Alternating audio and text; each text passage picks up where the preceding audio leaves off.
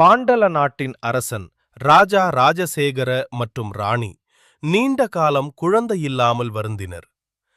ஒருநாள் அரசன் காடிற்கு வேட்டைக்குச் சென்றபோது பாம்பா நதிக்கரையில் ஒரு தெய்வீக ஒளியில் மிளிரும் குழந்தையைக் கண்டார். அந்த குழந்தையின் கழுத்தில் மணி இருந்ததால் அவனுக்கு மணிகண்டன் என்று பெயர் வைத்தார். மணிகண்டன் சிறு வயதிலிருந்தே அறிவிலும் வீரத்திலும் சிறந்து விளங்கினார்.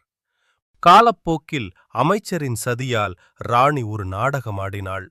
தன்னை கடுமையாக நோயுற்றதாக காட்டி எனக்கு புலியின் பால் தேவை என்று கூறினாள். அதனால் மட்டுமே நோய் குணமாகும் என்று கூறப்பட்டது.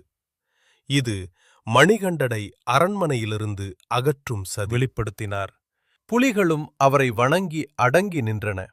சில நாட்களுக்குப் பிறகு அனைவரையும் அதிர்ச்சி அடையச் செய்து மணிகண்டன் ஒரு பெரிய புலியின் மேல் சவாரி செய்து பின்புறம் பல புலிகளுடன் அரண்மனைக்கு திரும்பினார். அரண்மனை முழுவதும் தெய்வீக ஒளி பரவியது. ராணியும் அமைச்சரும் தங்கள் தவறை உணர்ந்து மன்னிப்பு கேட்டனர்.